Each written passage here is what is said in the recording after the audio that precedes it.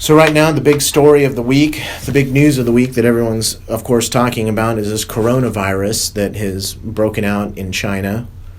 And despite the Chinese Communist government's attempts to quarantine the virus, locking down over 20 million people across 3 cities, suspending numerous celebrations and access to theme parks like Disneyland, we've already detected the virus in Chicago, Mexico. There's suspected cases here in Houston, Texas, all over Southeast Asia, Japan. And containing these kind of viruses is always almost, completely impossible.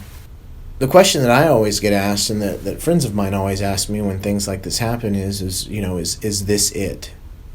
Is this it? And there's kind of a paralysis that comes in life, always waiting for, is this it? Because as I see it, the more dangerous aspect of what we're involved in this world is not the is this it event. It's the slow degeneration of society through a succession of events like this. It's the slow capitulation of humanity to deciding its own destiny, to making its own choices, and believing instead that there's some mega event right around the corner that's going to destroy their lives or destroy their future, when their lives and their future are being destroyed every day. We know for a fact that race-specific bioweapons have been developed by the majority of the governments of the world. There's been numerous studies, numerous links. The Project for a New American Century, Dick Cheney's quoted specifically in that project talking about the future of warfare is race-specific bioweapons.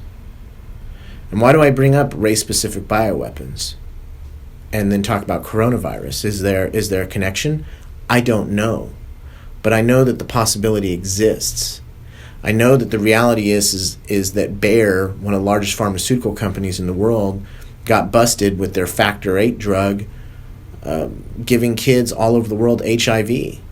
That's public, that's been admitted, that's mainstream media news, that's court cases that have already been litigated.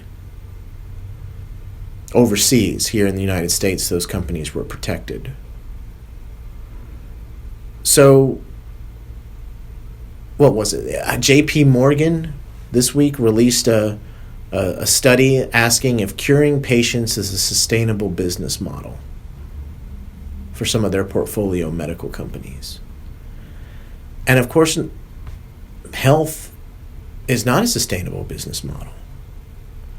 This is the key to understanding government and the key to understanding vulture capitalism, is that in both cases, those type of institutions specifically profit from there being problems. The worse a problem gets, the more resources are allocated to that power structure to deal with the problem. So at a certain point, those power structures begin to understand that it's in creating problems or sustaining problems that they are able to generate power for themselves. And so that's what we're dealing with in the world today, is whether the virus is man-made or not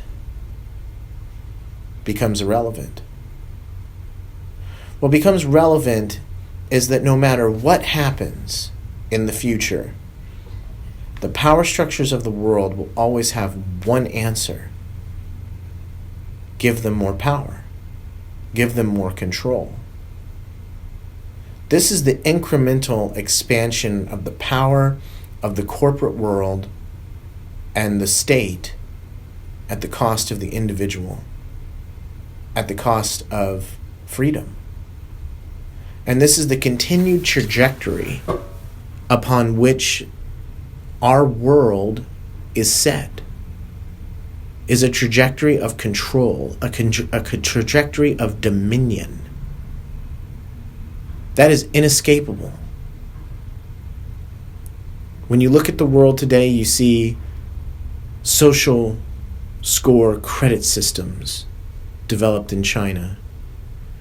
You see tracking systems, total information awareness developed by the Western intelligence agencies in conjunction with the big tech companies. Now to the point that every idea, every statement is tracked in real time. Amazon, who's now getting into the life insurance business, once their apps are installed on your phone, they can actually tell when a person is going to get sick or chronically ill by how they interact with their phone and how fast they type.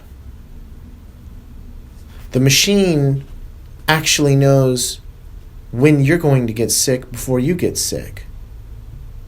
So then imagine a future where you're paying for your health insurance and you get canceled, and then it's a month or two later that you have a chronic illness like cancer. And it's because in the aggregate, statistically, the machine learning allows it to learn entire populations and then apply its analysis of those populations like a net. And that net is then dragged across specific varying factors. So all of a sudden, Amazon's profitability for its health insurance begins to go up and up and up because they don't have a responsibility to tell you that you're sick. They have a responsibility to give you insurance if you know you're sick and your doctor knows you're sick. So this is just one of the many ways that the systems that are being developed are actually being developed to disenfranchise you, to use you, to suck you dry. And that's the entire trajectory of this entire system and what it's slowly doing to humanity. We are being absorbed. Our hearts, our minds, our souls are being absorbed digitally into a Borg system that has been 100% designed to suck every resource out of us in the most efficient way possible. And so when you ask the question, is the coronavirus a man-made virus or a natural virus? Only in a very limited scope does it even matter the answer to that question. Because the truth is however it was made, there will only be one reaction. The amount of legislation that's been passed in the U.S., PDD 51, you can be declared an enemy combatant for refusing to get a vaccine in a time of national emergency. And if the vaccine companies have complete indemnification from harming you, and someone bad was running those companies and just cared about power and money, then the end equation is that what would stop them from releasing a live virus into the public for that exact reason? And whether you're on the left or the right, is it really so hard to imagine? Imagine if whoever you are, wherever you are on the political spectrum, ask yourself the question, does the guy that I don't trust, would he be capable of that? Does the politician that I don't believe in, that I've seen lie, would they be willing to go along with that? And I think very quickly we can all come to the conclusion that not only are there numerous examples in history of leaders and rulers that were totally willing to sacrifice their own populations for their own gain, it becomes absolutely obvious that the answer is yes. So we have set the stage for a very dangerous play in our time. And we've set that stage through our own apathy and own unwillingness to recognize that the cage that's being built around us, no matter how comforting, no matter how comfortable, is still a cage.